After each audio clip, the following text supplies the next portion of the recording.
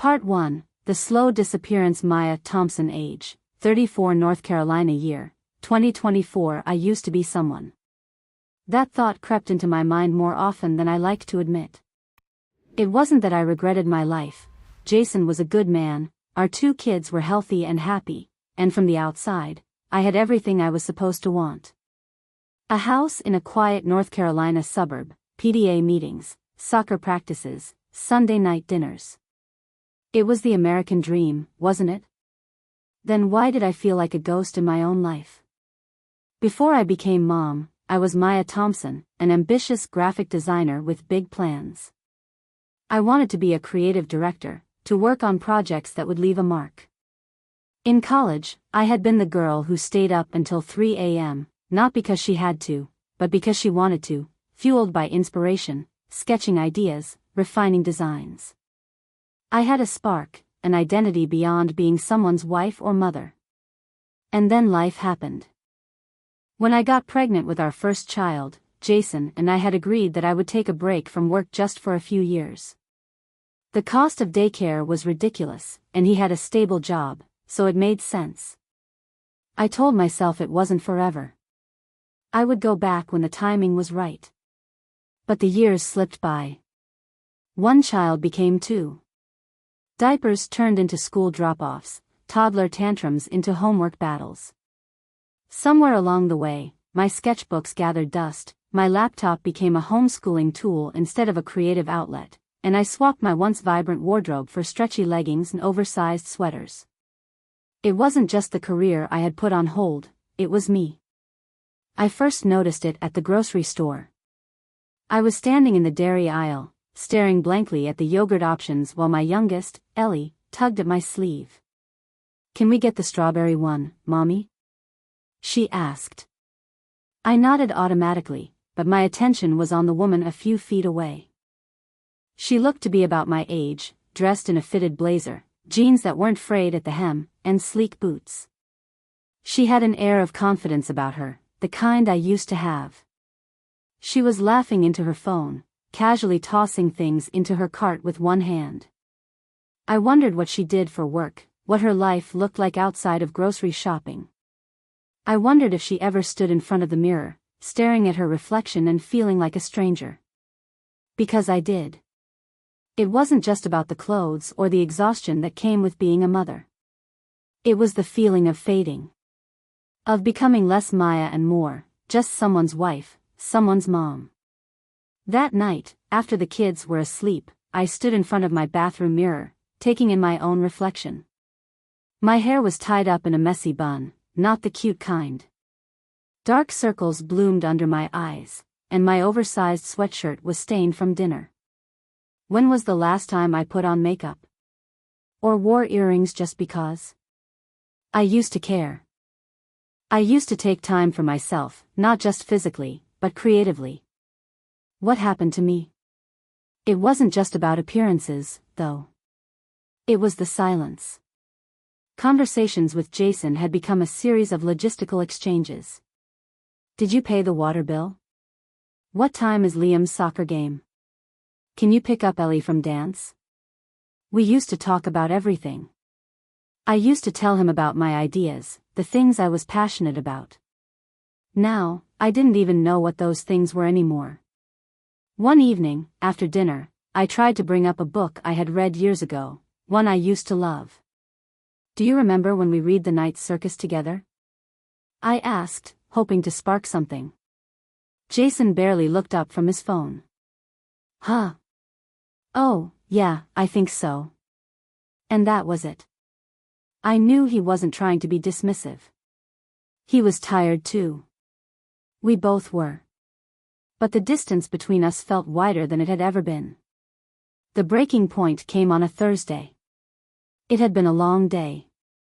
Ellie had thrown a tantrum over mismatched socks, Liam had forgotten his lunch, and I had spent an hour scrubbing crayon off the walls. By the time I picked up the kids and got home, I was drained. Jason came in later that evening, looking exhausted but relaxed. He kissed my cheek absently before heading to the couch. "Long day," he sighed, stretching out. I stood there, still wearing the same leggings I had slept in, holding a pot of half-cooked pasta, and something inside me snapped. "Must be nice," I muttered under my breath. He looked up. "What?" I turned to him, something between frustration and desperation clawing at my chest. "It must be nice to come home, put your feet up, and relax after work." His brow furrowed. "Maya, you don't work." The words hit like a slap. I knew he didn't mean them cruelly, but they sank into me, heavy and suffocating. "I don't work." As if the endless hours spent keeping our home running didn't count. As if I didn't give every second of myself to making sure everyone else had what they needed. As if, somewhere along the way, I had stopped mattering. I turned away before he could see the tears welling in my eyes. "I'm going to bed," I said, my voice hollow. But I didn't sleep. The next day, while organizing the kids' closets, I found it. Tucked beneath a pile of old baby blankets, worn but familiar, my old sketchbook. My breath caught as I flipped through the pages. There she was. The old me. The one who used to dream. The one who used to create. The sketches were rough but alive, full of ideas I had once been excited about. I ran my fingers over the charcoal lines, remembering how effortless it used to feel. How alive I had felt. I sat on the floor, cross-legged in a sea of outgrown sneakers and folded shirts, and flipped through every page. How had I let this part of me disappear? Tears pricked at my eyes, but I wiped them away. There was no time for self-pity. Dinner needed to be made. Homework needed to be checked. Jason would be home soon. I closed the sketchbook, pressing it against my chest for a long moment before tucking it into my nightstand. But that night, when I crawled into bed beside Jason, I didn't fall asleep right away. I kept thinking about those pages, about the version of myself I had abandoned. And for the first time in years, I wondered, could I get her back? Part 2, The Awakening. Maya Thompson, age 34, North Carolina, year 2024. I couldn't stop thinking about that sketchbook. For days, I went through the motions of my routine, school drop-offs, laundry, grocery runs, but something had shifted. The sketches, those old ideas, the feeling of charcoal on paper, it was like I had uncovered a forgotten part of myself, and now it refused to be ignored. One evening, after Jason and the kids had gone to bed, I pulled the sketchbook from my nightstand and traced my fingers over the pages. I had once believed I was destined for something great. That my art would matter. But I had let that belief slip away, buried under years of taking care of everyone but myself. Could I still do this? Could I still be that girl? My fingers twitched. Before I could overthink it, I grabbed a pencil from my nightstand and flipped to a blank page.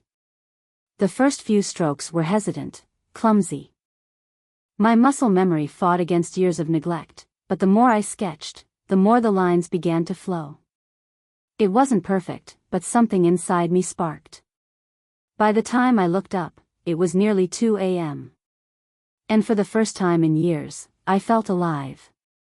A few days later, fate threw another reminder of my old self right in my face. I had taken Ellie and Liam to the park when I heard someone call my name. Maya? No way, is that you? I turned, squinting against the sun, and my heart nearly stopped. Layla Carter. We had been inseparable in college, pulling all-nighters in the design lab, dreaming about the careers we were going to build. But after graduation, our paths had split. I had gotten married and settled into suburban life. Layla had moved to New York, climbing the ranks at a design agency before eventually launching her own firm. And there she was, standing in front of me, looking effortlessly put together in a way that made me painfully aware of the juice stains on my leggings. We hugged, and after a few pleasantries, she smiled. Are you still designing? I felt my stomach tighten. Oh, well, not really. I've been home with the kids. Layla nodded, but there was a flicker of something in her eyes, curiosity, maybe even disappointment. That's amazing, she said. But you were one of the most talented designers I knew. Do you ever miss it? The question hit harder than I expected.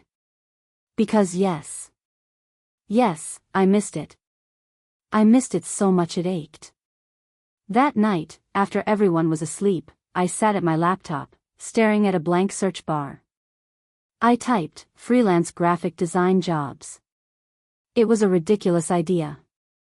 I hadn't done client work in years. But my fingers moved on their own, scrolling through listings. Then, without thinking, I opened my old design portfolio.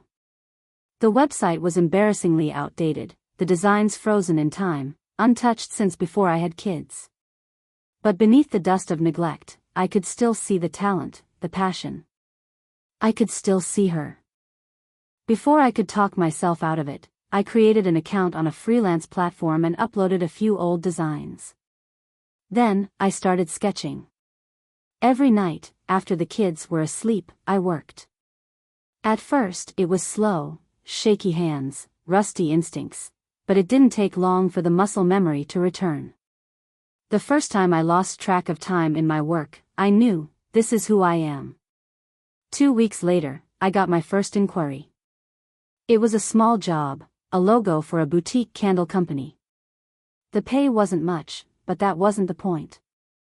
The point was someone had looked at my work and believed in it enough to pay for it.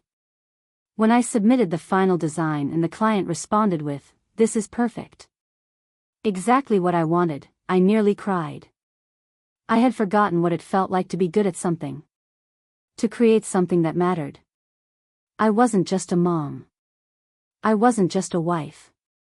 I was Maya Thompson, graphic designer. Of course, the moment Jason found out, things got complicated. I had kept my late-night work a secret at first. Not because I was hiding it, but because I wasn't sure how to explain it. How do you tell your husband, "Hey, I know I haven't worked in years, but I suddenly remembered I used to have dreams, and I think I want them back"? One night, he caught me at my laptop. "What are you working on?" he asked casually. I hesitated before responding. "A logo. For a client." His eyebrows shot up. "Client? What do you mean, client?" I exhaled, shutting my laptop. "I've been doing some freelance work." Jason frowned. "Since when?" "Just a few weeks." I needed something for myself. His face twisted in confusion. "I thought you were happy staying home." "I am," I said quickly. "But I was also happy designing. Jason, I love our life, but I need this." There was a long silence. Finally, he sighed. "I just don't get it. Are we not enough?" That stung. "This isn't about you," I said, my voice quieter but firm. "Or the kids. I love you. I love them. But I need to remember who I was before all of this. I need something that's mine." He didn't respond right away. Instead, he nodded slowly and ran a hand through his hair. I guess I didn't realize you felt like this." Neither had I. The mom guilt hit hard. I heard the whispers at school drop-off when I mentioned freelancing. "I don't know how you do it," one mom said with a too-sweet smile. "I could never take time away from my kids like that." Another chimed in, "You're so lucky your husband is okay with it. Mine would hate me being so distracted." The weight of their judgment sat heavy on my shoulders. Was I being selfish? But then I'd sit at my laptop at night, fingers flying, mind buzzing with ideas, and I'd feel something I hadn't felt in years. Me. The real breakthrough came when I landed a big client, a lifestyle brand looking for a full branding package. It was a dream project, one that would solidify that I was back in the design world. When I told Jason, I expected more resistance. Instead, he looked at me for a long moment before saying, "I haven't seen you this happy in years." And suddenly, I realized, he was right. Somewhere between losing myself and finding my way back, I had started to glow again. Our marriage, once filled with exhaustion and unspoken frustrations, had started to shift. Conversations became deeper. The distance between us began to shrink. Because when I remembered who I was, I became a better version of myself for everyone around me. And I wasn't going to let that go.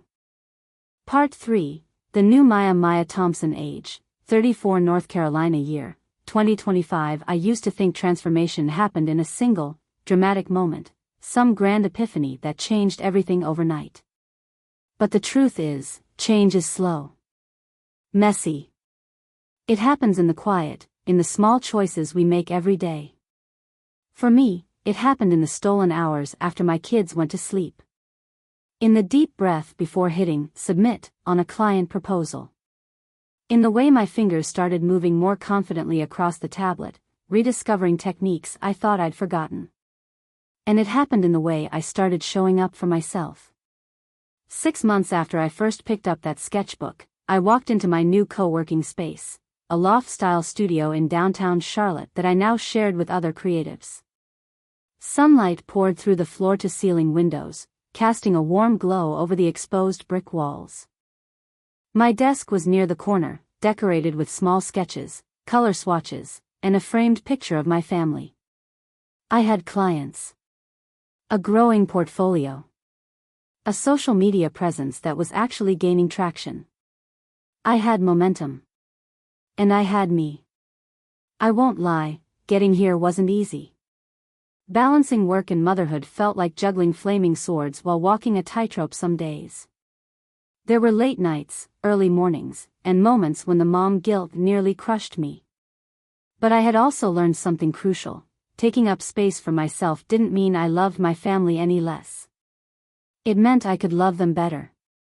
I had more patience with my kids because I wasn't running on empty. Jason and I started talking again, not just about schedules and groceries, but about dreams, about who we were outside of being parents. I had thought my marriage was fine before. Now, I realized that we had been running on autopilot. And when I stopped disappearing into the background of my own life, Jason saw me again. The real me. One night, after tucking the kids into bed, I walked into our bedroom and found him sitting on the edge of the bed, scrolling through his phone. He looked up as I entered, his eyes softening. "You know," he said, setting his phone aside, "I was thinking, maybe we could redo that reading nook downstairs. Make it a little studio space for you." I blinked. "Wait, seriously?" He smiled. "Seriously. I love seeing you like this, Maya. You're you again." My heart clenched in the best possible way. For years, I had been afraid that chasing my own dreams would pull us apart. But instead, it had brought us closer. Not everyone understood, of course. Some of the moms at school still gave me those polite but judgmental smiles when I mentioned my work. Some days, the guilt tried to creep back in. But then there were the moments that reminded me exactly why I had chosen this path. Like when Ellie sat beside me at my desk one afternoon, watching me work with wide eyes. "Mommy," she said, "can I learn to draw like you?" And just like that, I knew. I wasn't just doing this for me. I was doing it for her. For Liam. For every woman who had ever felt like she had to choose between being a good mother and being herself. Because the truth is, we don't have to choose. The other day, I got an email from Layla. She had seen my work online and wanted to talk about a possible collaboration. A year ago, I would have hesitated. I would have made excuses about not having enough time, about not being ready. Now, I hit reply and typed 2 words. Let's talk. So here I am. Still a wife. Still a mother. But also a woman who creates. A woman who dreams. A woman who refuses to disappear. If there's one thing I've learned through all of this, it's that no one is going to hand you permission to chase what sets your soul on fire. You have to take it for yourself. And if you've ever felt like you've lost yourself somewhere along the way, trust me. You can find her again. She's still there, waiting for you. All you have to do is start.